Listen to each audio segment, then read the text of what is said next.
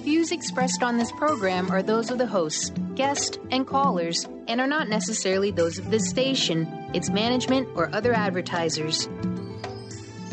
You're listening to Transformation Talk Radio.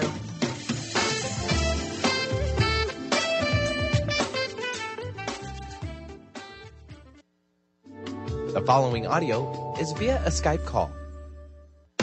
Let's talk about your juicy love with me, Una Drake. We explore relationships, dating, sacred union, communication, conscious love, healthy boundaries, and much more. As a dating and relationship coach for over 5 years, with a background in shamanic healing and metaphysical work, I've helped men and women, young and old, from all walks of life. My mission is to increase peace, joy, and love on planet Earth. So listen in and stay juicy. Oh, yeah, that's what we're doing today. I'm Dr. Pat, and guess who I'm here with? Una Drake. Awesome, Una. Glad to be here. All right, you picked a big topic for today, right? We're talking about navigating non-traditional relationships. So let's start out with the definition. How do you define non-traditional relationships? And tell us a little bit about why this topic came to you. Sure. Yeah, well, I guess for our purposes right now, I would define a non-traditional relationship as anything outside of, one man, one woman, kind of the archetypical kind of classic kind of marriage relationship. As our current society understands it. Right. For the most part. But the fact is that doesn't work for everybody. And it's not realistic for everybody, and it doesn't have to. So what I think of, relationships really exist within what I call an ecology of connection. And I think a lot of people in our culture feel isolated, and they really want connection, but maybe for whatever reason they've had a hard time finding that connection that makes them feel connected.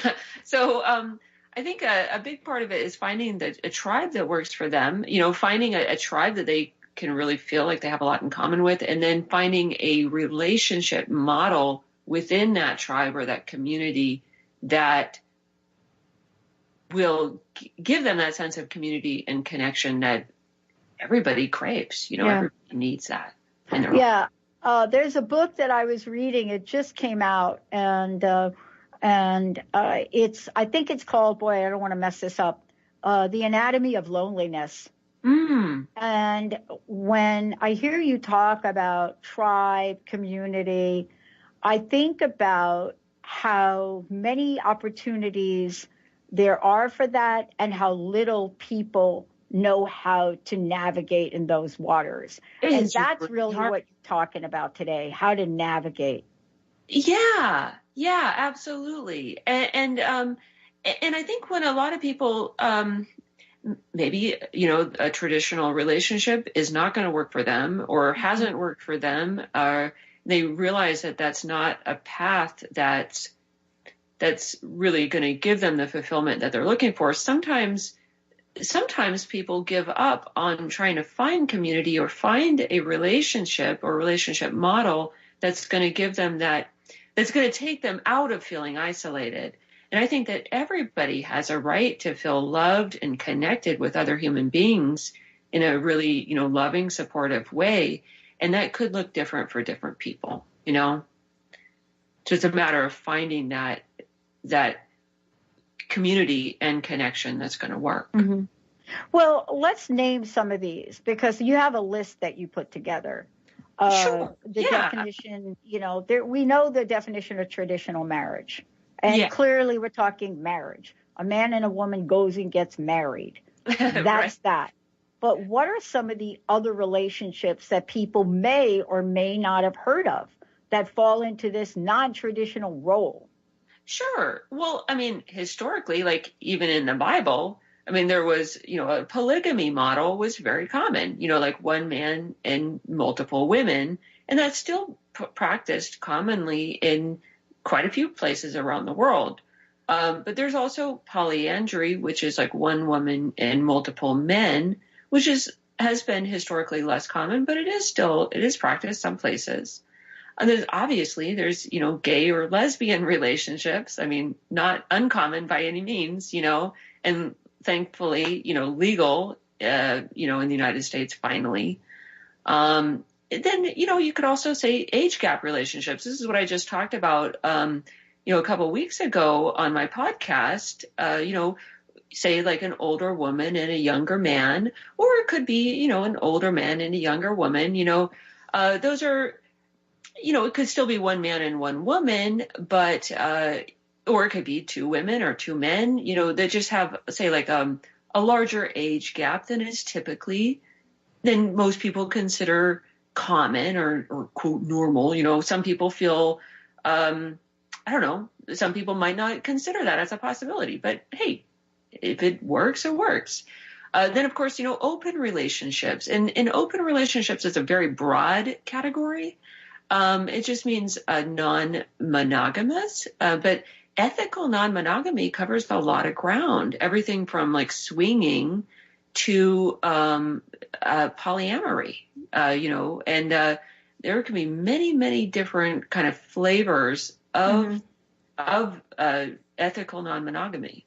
So, people may not know what you mean by these terms.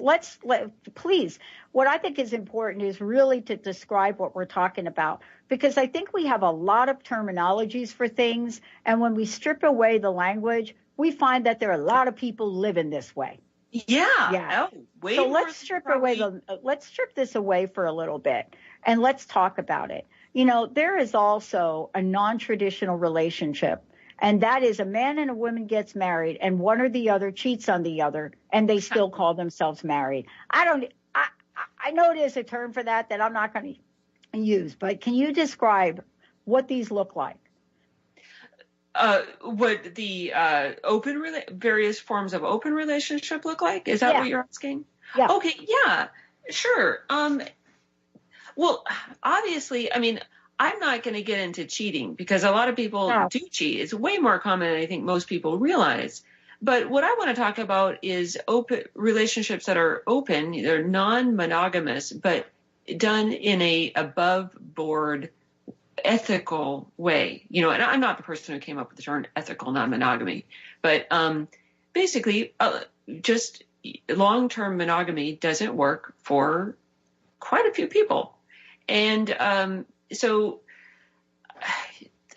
basically some people do swinging, which is typically done in a couple, like a couple goes to, I don't know, swinging parties or different situations where they connect with other couples who are all consensually non-monogamous. And that can be done in, many different kind of forms, but it's done as a couple, and it typically is just for, it's more about the sexual experiences and not necessarily building long-term individual relationships, like emotionally based relationships over time. That more is the territory of polyamory. Polyamory, it means like many loves, and it means like loving, like an emotional, like an ongoing, like more relationship over time. Yeah, that can involve sexual connection, or sometimes may not.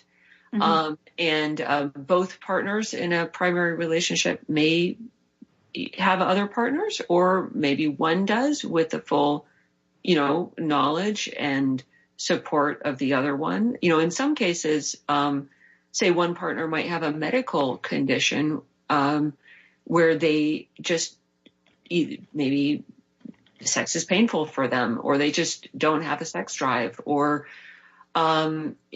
in one person that I talked to in a situation like this, his wife was just had some long-term situations where they were happily married. They both supported each other, and but she just was not interested in sex for some medical reasons. Yeah. And so he pursued other, ethically pursued other, connections and sex outside of the relationship with her support.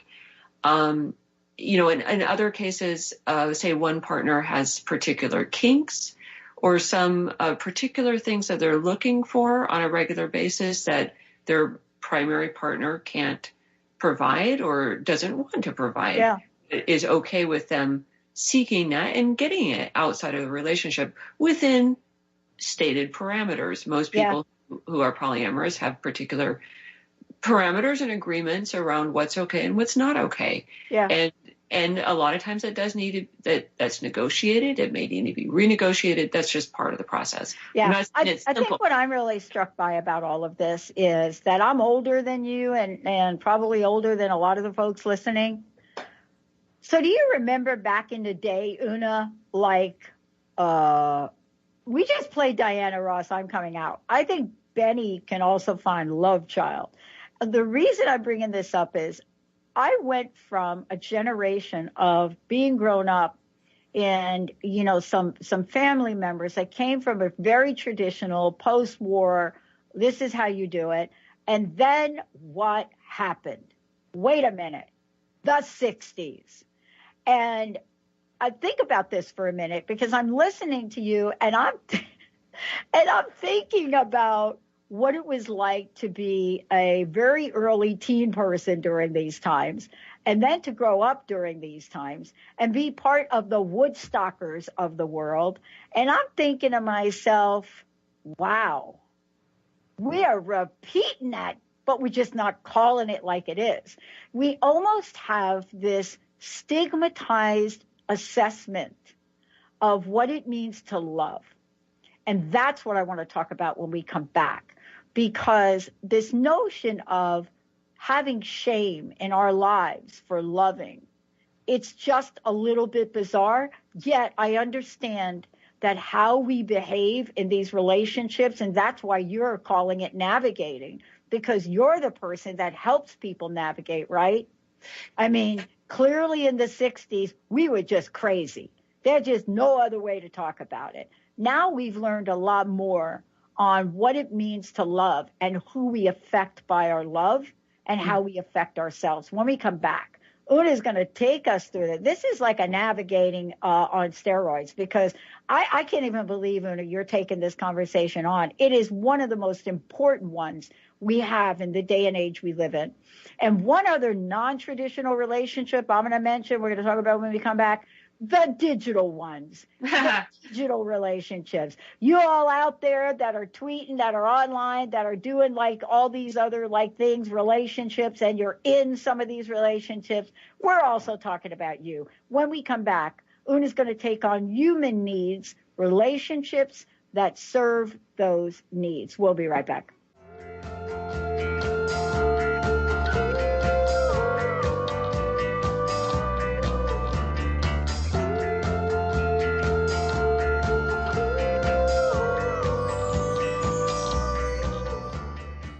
Tune in to The Jen Royster Show, intuitive guidance to inspire your life, each Thursday at 8 a.m. Pacific and 11 a.m. Eastern on TransformationTalkRadio.com. This amazing show is an inspirational hour that will take you on an epic metaphysical journey to discover the spiritual approach to life's greatest challenges. Dr. Jen is an internationally known intuitive counselor, spiritual teacher, and energy healer. Call in for intuitive readings and visit JenRoyster.com for more information. Join Jennifer Noel Taylor on the hit show Quantum Touch Radio, supercharging your life on TransformationTalkRadio.com. You'll take a quantum journey as we reveal powerful yet simple steps to create more abundance, better health, emotional and mental vibrancy, and happier relationships using universal quantum touch principles. For more information, visit JenniferNoelTaylor.com. Tune in to The Truth is Funny with Colette Steffen each Wednesday at 8 a.m. Pacific, 11 a.m. Eastern on TransformationTalkRadio.com. This hit show will have you thinking outside the box and riding the wave of infinite potential. Join Colette on the Higher Self Network, inspiring listeners to shine their brilliance and ensure success while roaring with laughter as they recognize the humor of the giant cosmic joke. Visit thetruthisfunny.com. Practice living in wholeness and achieve fulfillment in your life with your body in full service to you. Sign up for the Body Tune-Up. 6 online classes designed for radical self-healing and self-regeneration. Go to CorneliaStephanie.com. Evolve. Become a practitioner now. Are you searching? Looking for a sign? A message you need to hear? From the great unknown, from the most mysterious place that is the most familiar to your soul, in the depths of who you are. The universe put someone here to talk to, someone God gave a blessing to, that you may find insight with. TheAngelLady.net. 1-800-323-1790. 1-800-323-1790. Is traditional medicine not working for you? Do you still feel as if your health isn't 100%? Here at the Holistic Medical Center, Dr. Nushin Darvish and the qualified staff look through the dimensions of wellness and start a healing plan prioritized to your needs. Our physicians assess the whole you until complete health is achieved. Get the help you need by visiting drdarvish.com or call 425-451-0404.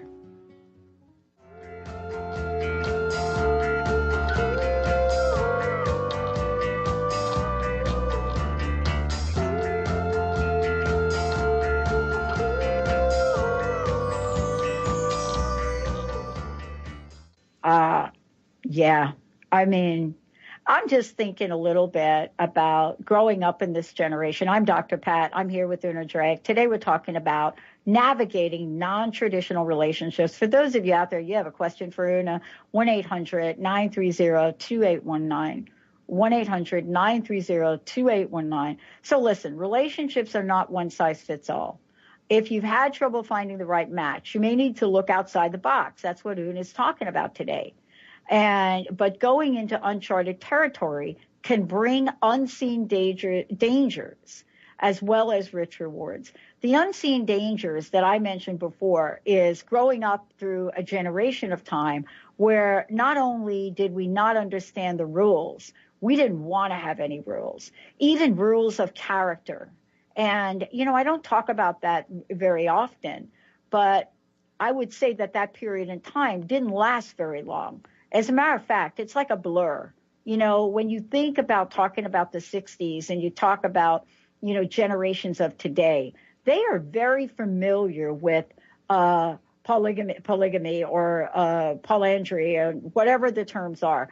You know, we say gay and lesbian today. It's like, so what, right? But yet those rights are being challenged. Then we talk about age gap relationships. And I got to say, I got to give a little shout out to Demi Moore. Let's give her a little shout out for busting that door open. Yeah. Then we talk about open relationships, right, Una? And we're going to talk about that more. But the point is this. There are ways and there are things to know if you're going to step out. And that's where you come in, isn't it?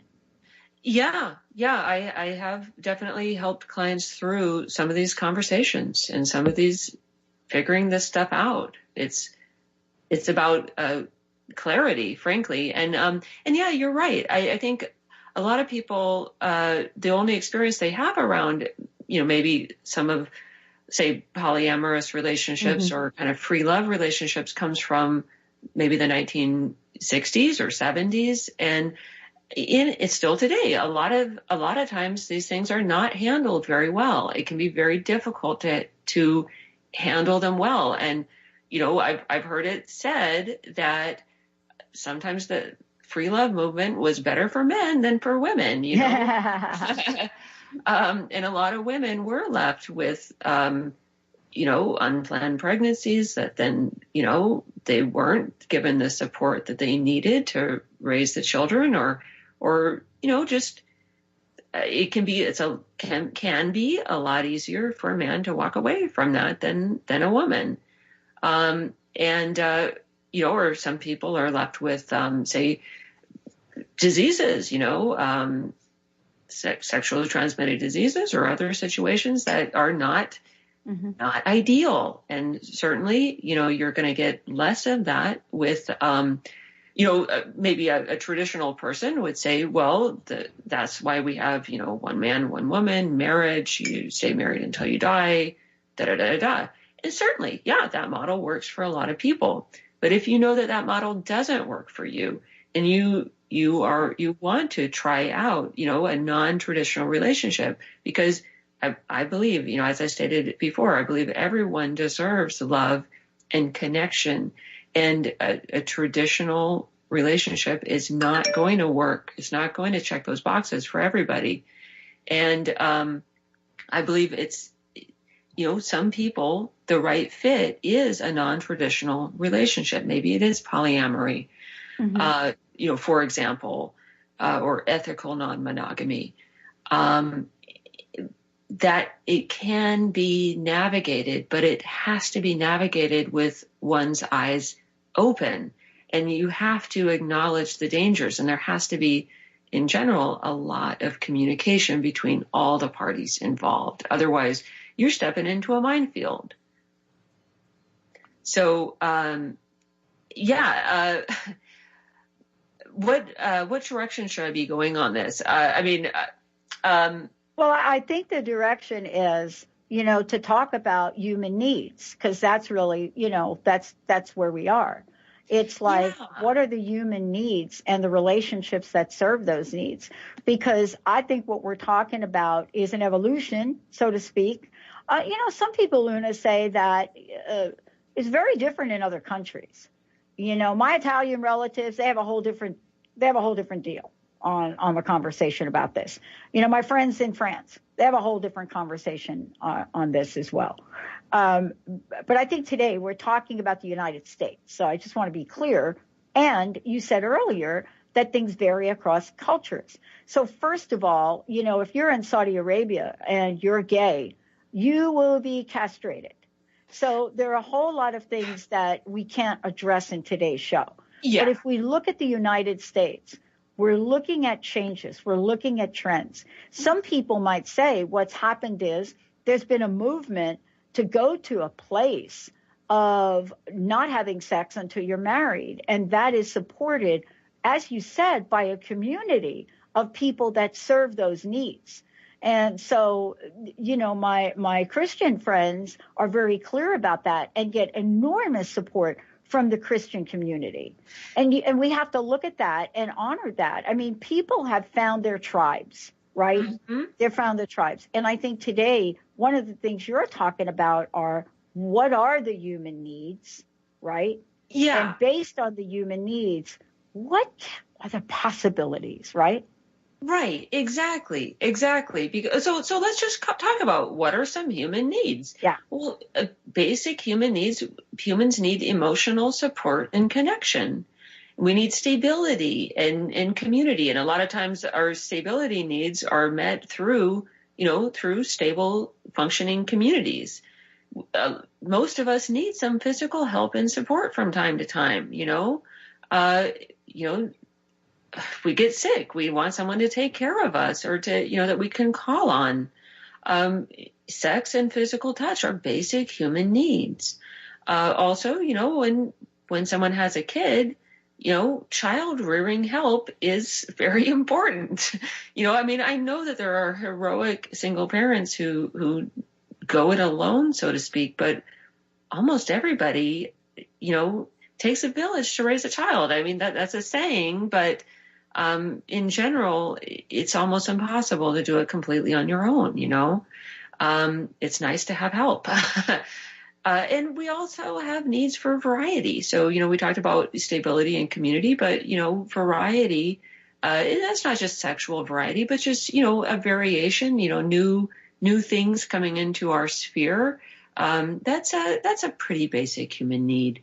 So the needs that we seek to fulfill through our relationships, different people, some of their needs are different. They can vary from person to person, and over like a lifespan, for someone who's actively in their child rearing, phase of their life, say like a woman, a woman is going to be able to have kids for a certain period of her life. When she's older, that's not as much of a part of her life. Maybe she wants to help take care of other people's children or something like that, or maybe she doesn't have kids. But, basically what we focus on and what some of our needs are can vary over our lifespan.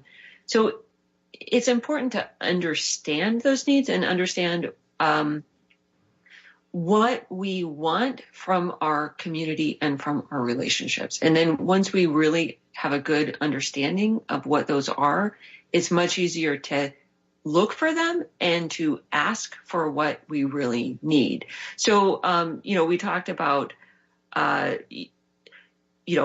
traditional relationship. Those traditional model can be very good for providing stability for raising children, for example, so if like a functioning one woman, one man relationship works over the long haul, that can be great for raising children, even supporting grandchildren and so on.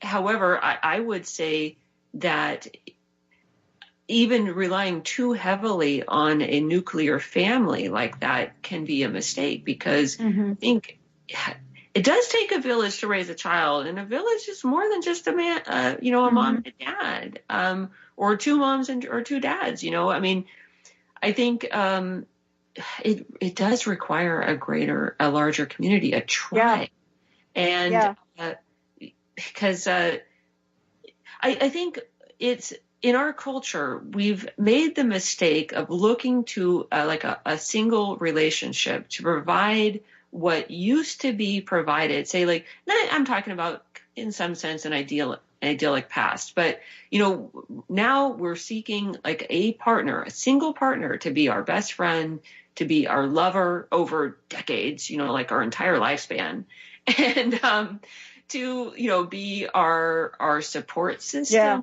We're down, to be the person who takes care of us when we're sick, to fulfill all of these functions that in reality, and especially in our historic past, these are functions to fulfill our human needs that were provided by multiple people in a greater community, in a tribe, in a village.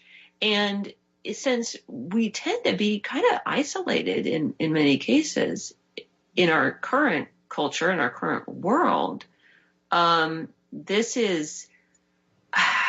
it's unfortunate, because I think it's unrealistic to think that all of those needs are going to be served by a single relationship. In most cases, it's asking too much, frankly. It's a lot. It's a lot. And as such, we have complete addiction to social media. I mean, we know now the science is out, the studies are out, everything has been released. We now know that there are later studies. The latest study, I think it was about a week ago, they don't even call them non-traditional relationships. I was reading a book called Chaos of Love. And, what we're now saying is that we have a need, we have a desire to connect. And in the digital world we live in, where it's not like you're going to have a block party every summer, people are looking for ways. When we come back, how do we own and negotiate these needs? How do we do it in private? How do we do it in public? We're going to take a short break. Una, what's the best way for people to find out more about you and about the work that you're doing? They should go to my website, unadrake.com, unadrake.com, and you can read more about me. You can email me directly through the website.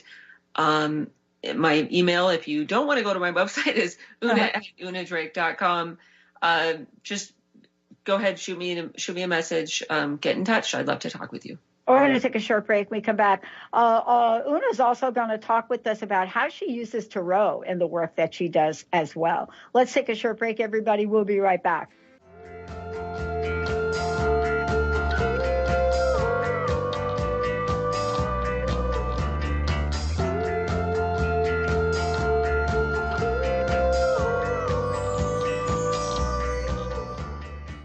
Are you done being afraid to jump into the life that's waiting for you?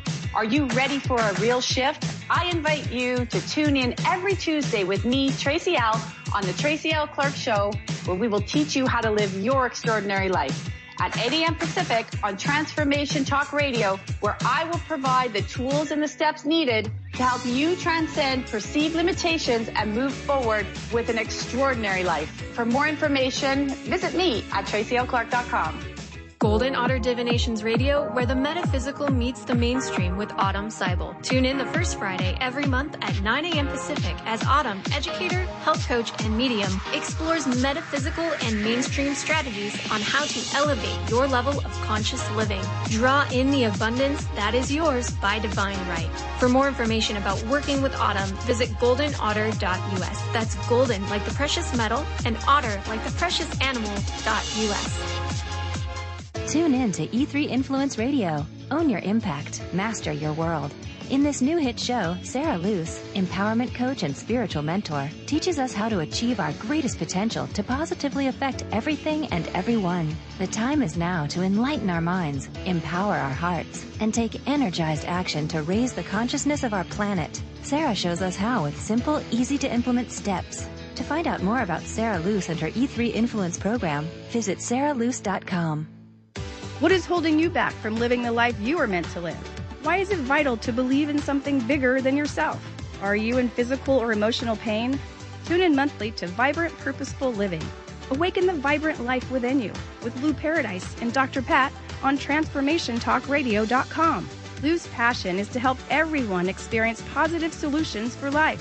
Find out more about Lou with Vibrant Purposeful Living at LouParadise.com.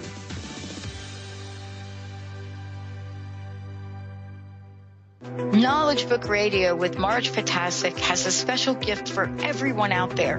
To receive 3 chapters of the Knowledge Book as a special gift, send your email to mmjp99@gmail.com.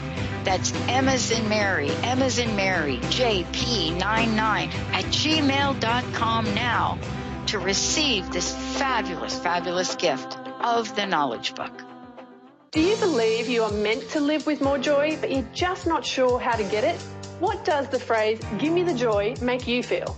Join me, Lynn Horde, every second and fourth Thursday, 9 a.m. Pacific, 12 p.m. Eastern, on the Gimme the Joy Show, as I take you on a journey to peel back the layers so you can take back your joy. To find out more about my work as the Joy Coach, including my popular programs Joy School and Joy at Work, visit lynnhorde.com.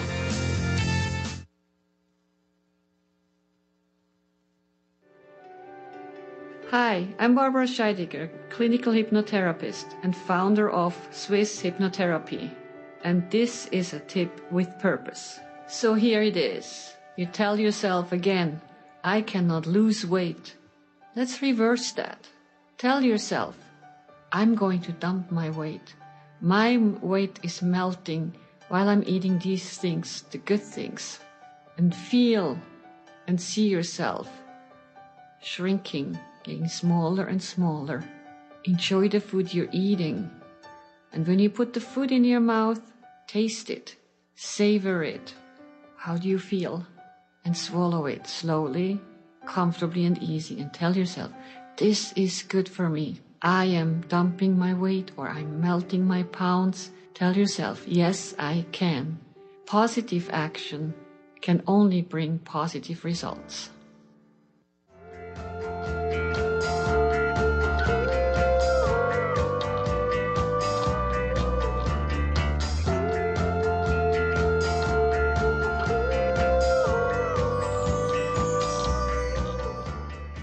Welcome back, everyone. Listen, we got Una. Una's in the house, right? And so before we go ahead, Una, this is about your juicy love. I mean, this is your wheelhouse, the work that you do. I mean, you look at relationships, and most of them are not a one-size-fits-all, but some of them are.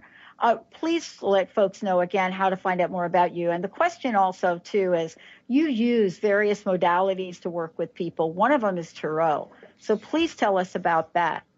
Yeah, absolutely. I love Tarot, and a lot of times people seek out readings about relationships.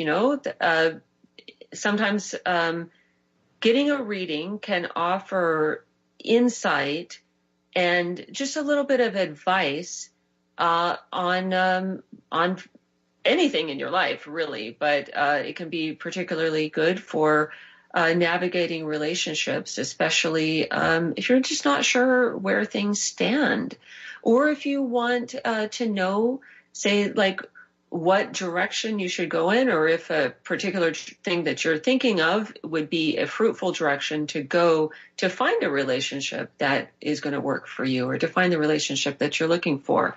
I remember when I first started dating the man I've been with for years, my partner, Joe, and I remember pulling 3 cards. I wasn't sure. We'd just been on a few dates, and I wasn't sure where things were going, and things were still sort of in the air with 1 or 2 other prospective people. And I pulled cards on those various relationships. And the cards that came with Joe were all extremely positive and interesting. And it really, my heart was already open there, and I, already liked him, but it made me say, hey, keep your eyes open here. There could be more to this than you are seeing initially, and with some other ones, it was like, this you might be at the end of the road on this. You might want to close this down. So, they can be useful. They can be, readings can be useful in not only just predicting the future, but also many times on giving little pieces of advice on on how to take things and where to, where the other person is, where you are, and, say, is the best thing to bend in this situation, to bend and compromise, or to hold your ground, or to look for maybe an alternate solution that you don't see right now. Should you wait to take action? Should you act immediately? All those things can be, you can get advice from a tarot reading. Yeah. And, it's interesting because we don't, first of all, everything is energy, right? Yeah. I think we know that now. Mm-hmm. There may be some people out there that are like, no, I don't even understand what you mean about everything is energy. And I had to learn about everything is energy. And what we're talking today about is energy. And so, sometimes we bring in other tools we have. And by the way, you were going to give away a mini tarot, right, today? Yeah, actually, 5 mini tarot. Well, let's start with one. I like to do that. Let's start with one because we're going to get busy. We're going to get Benny going. Look, first caller, we'd love to give you a mini tarot from Una Drake. 1-800-930-2819. 1-800-930-2819. This is a more important conversation than I think many people think. And the reason I say, let me give you a couple of examples, and then I love to get your feedback on them. Sure. For example, I had a friend of mine say to me, I don't know how to put this, but just give you the story. Just be blunt about this. She doesn't listen to the radio show, but here's the deal. Said to me, guess what? I don't get it. She said, we have had to fight for the right to be married, and I'm not going to say this is a gay couple, right to be married for decades. Mm-hmm. Now we get married, and my partner wants to explore open relationships. Mm-hmm. Why did we get married? And I looked and I said, welcome to the world of marriage, that people that have been married for I don't know, how long, how many hundreds of years. It's the same question. And I was telling you about the fact that this is a question and a conversation that doesn't matter if you're gay, doesn't matter if you're straight, doesn't matter if you're married or not married. This is about what you said earlier. It's about relationships and people looking for where they belong. Now, unlike growing up in the 60s, and this is where you come in, there are some guidelines that we need to know, right? Some of the questions are like, have you ever considered what it'd be like to live in a world where everyone could be in love with everyone else, including yourself, without jealousy, fear, and insecurity? And I got that from a website in an article. And I'm thinking, I can't even comprehend that. What do you think, Oda? I think it's wonderful. And I think it's wonderful for having that conversation, you know? And, you know, polyamorous relationships can be very challenging emotionally, but they are the right fit for some people. And I'm not saying it's not for everybody. It's not for everybody. But for some people, it is the option that works. But like you said, in order for people in those situations to avoid getting hurt themselves or hurting other people, there's a lot of negotiation in general that needs to happen. And generally, polyamorous relationships in particular require a level of consciousness around the relationship that most people are not familiar with, and that most people, it can be very confronting in those situations. And I'm speaking as someone who I've been in 2 polyamorous relationships. And for me, I'm not saying I would never, ever go there again necessarily, but in general, it was just more trouble than it was worth. And, you know, for me personally, because it is challenging, it is confronting, it is time consuming if you want to get into it, you know, navigating schedules and stuff like that. But but I do help clients with, you know, navigating polyamorous relationships, other types of non-traditional relationships, if that's what they know that they want to explore, you know, if that's what is going to work for them. And I know many people who are polyamorous, and this is where I'm getting my information, I guess, you know, it's not just like purely theoretical. But I think that these are really, really important conversations to have, because I think that the conversations that come up in, say, people exploring polyamory, living polyamory for decades, those are conversations that can apply to anyone, because the level of consciousness and conscientiousness that you need to bring there is really fabulous for anyone in any relationship, because you have to really understand your own needs. You have to really understand and be able to articulate your own wants. You have to be very open in being able to express. You have to be very accountable, because, you know, for example, if you are in an open relationship and you are, say, a condom breaks, for example, you know, that doesn't just affect you and the person that you're just with. It could affect your other partners. It could affect their other partners. You know, there's a lot to be considered. There's a lot of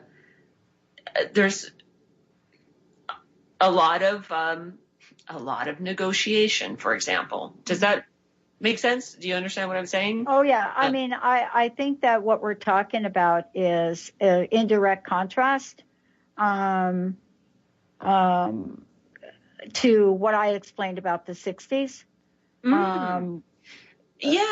Where honestly, we weren't at the place of having the knowledge we have now about, first of all, sexually transmitted diseases, number one. None of that. We didn't have any of that. And by the way, it really wasn't on anybody's plate to really think about it. You see, so there was a sense of ignorance at that time. And ignorance is something where you don't know. You just don't know. You know, you don't have the knowledge. See, we're a lot smarter now. We know about the implications of our behavior now. The question is, are we going to own it and then learn about it and understand that agreement and boundaries need to be clear, respected, and honored. Mm-hmm. That's what we're talking about today. Absolutely. Absolutely. And boundaries being clearly expressed and honored is applicable in any relationship, you know? That's good anywhere. But I really love the conversations that have I see come out of the say polyamorous field, you know, that tribe, so to speak, because these are people in many cases that have spent decades going through these situations and having these conversations and exploring these types of non-traditional relationships and making them really work, even over, like I said, decades. And that's like spanning different phases of life. There are people who have, you know, pioneered, say, raising children in polyamorous type relationships, or with, you know, many multiple partners, or there are people who have explored, you know, forms of, say, you know, jealousy. I mean, jealousy is one of the things that, first of all, you know, in many, you know, polyamorous type situations. Well, let's talk about jealousy. Let's stop here for a minute and talk about this, because you know, this is something you hit on that I don't think we're talking about enough. But, you know, look, I'm not in your line of work. You're the person that has to really help people navigate through some very, very rough waters around this. But jealousy, we got to talk about that, because while on paper, right, Una, while on paper, these non-traditional relationships look like a big yes, a big check mark in the yes column. Sure. Unless they talk to you and really understand, are you the type of person that can truly entertain this? Are you really that? And they work with you to explore that. They could be jumping off a cliff here when it comes to jealousy, boy. A lot of people don't realize how much it's going to affect them, you know, frankly. And I think a lot of us don't understand. You don't know how fragile you are until, like, the person that you love or that you're connected with is, you know, actively going on a date or, you know, exploring a relationship with another person. That can be more confronting than you think it's going to be, you know. At least that's how it was for me. I know that it is for a lot of people. Other people, honestly, don't have any or very little trouble with it. So there is a range, but most people find it, I think a lot of people, it's common to find it very confronting, very triggering even, and it really can pull up insecurities that I think most, well, I'll speak from my personal experience because I can. I know that this applies. You know, for me, I didn't even realize the level of kind of insecurity, you could say, that I had, or the emotions that were going to come up until I was actually in that situation. And then I realized, ooh, this does not feel good at all. I know, and one kind of rule, I guess, or, you know, a request that I made, and it was honored, is that I wanted my partner at the time to always call me and check in after he went on a date. And that was something that helped allay my fears and helped me feel better, you know. And so but I had to really work through that. I had to first confront, oh, I am feeling really jealous and really bad. I'm feeling inadequate, or I have fears that I might be inadequate. What if he likes this other person better? Or, you know, blah, blah, blah. So I had to confront the negative feelings, like feeling bad, the triggering that came up, the, you know, all the emotions, you know, wanting to reach out, but also not wanting to appear desperate. You know, all this stuff is pretty normal, but it doesn't feel good in the moment. And then I had to say, okay, what would help me feel better? First of all, and then I had to have that conversation with him, which was not an easy conversation to have. It was not easy for me to admit, like, how vulnerable I felt in that situation. And it's not what I wanted to be feeling. It's not what I wanted to be having to express at that moment, but it's what was going on. So I had to,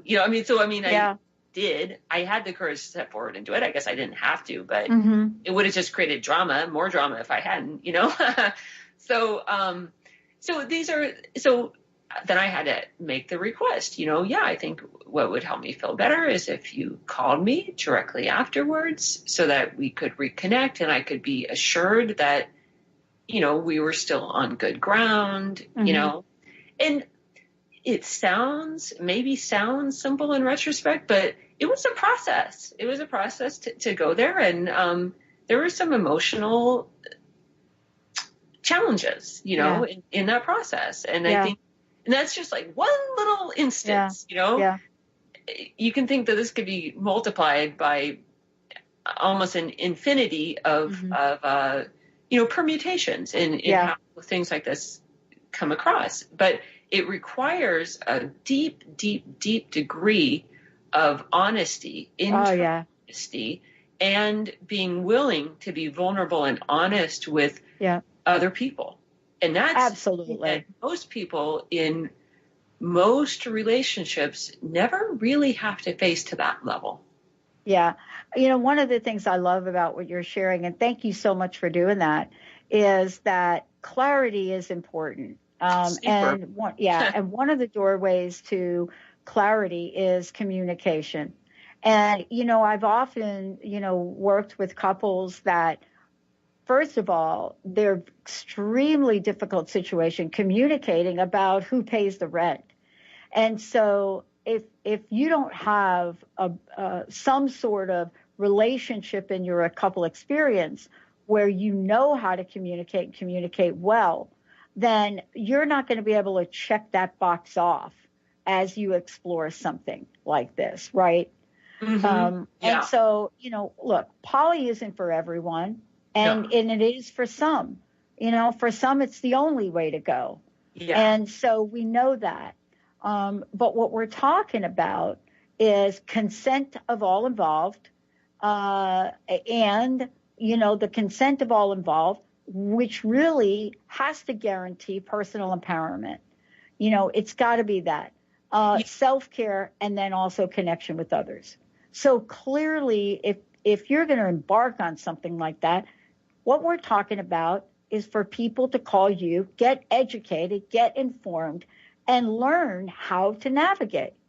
Yeah, and the situations are different for different people. So that's why, say you're listening to the show, you want to call me, I can help you navigate your particular situation, because you can read online and you can get articles and advice, and those are great. But if you want to work with me, I can help you navigate your particular situation. Yeah. And everyone is a little bit different, That's right.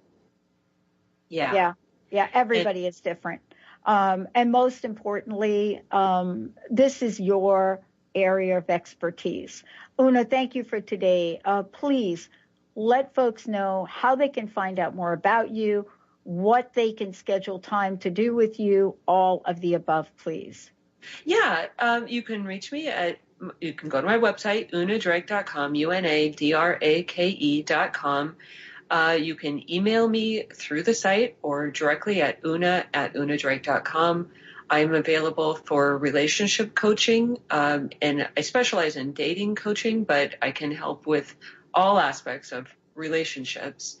And I also do metaphysical work, so tarot reading, of course. I do energy healing and shamanic work as well. So if that is something that you're interested in, that can be supporting that kind of work. Especially energy healing and shamanic work can help you in healing so that you can have the type of relationship that you really want.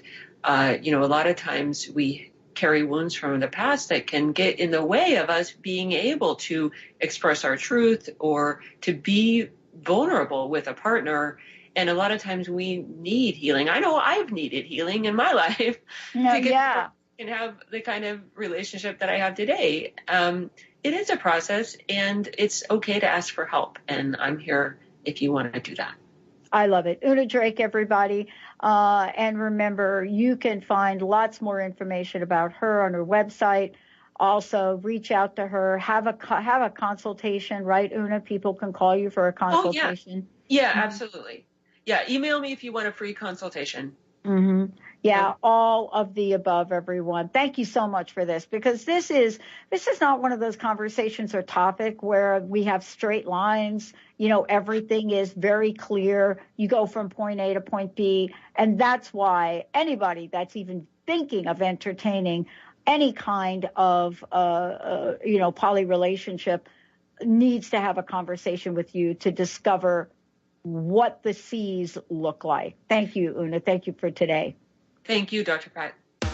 You've been listening to Your Juicy Love with me, Una Drake. Tune in each month as Dr. Pat and I co-host together, creating juicy conversations, and every second Monday at 12 p.m. on Transformation Talk Radio. I interview amazing guests, and you'll learn how to transform your relationships so you can stay juicy. To learn more about me or to listen to past shows, visit my website at unadrake.com.